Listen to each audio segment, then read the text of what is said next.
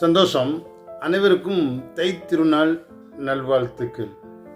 Case and effect என்று சொல்லுவார்கள். சில நேரங்களில் செயல் வடிவப்பெறவில்லை என்றால், அந்த செயல் சிறப்பாக நடப்பெறவில்லை என்றால் நம் விதிமேல் பழி போட்டு விடுகிறோம்.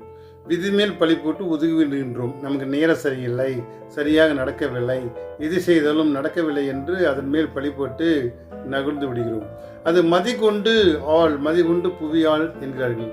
மதிகொண்டு அந்த செயலை எதனால் அதென்று நீங்கள் ஆராய்ந்தால் அதுக்குண்டான கண்டிப்பான ஒரு பிரதிபலன் கிடைக்கும் என்கிறது அறிஞர் கூற்று.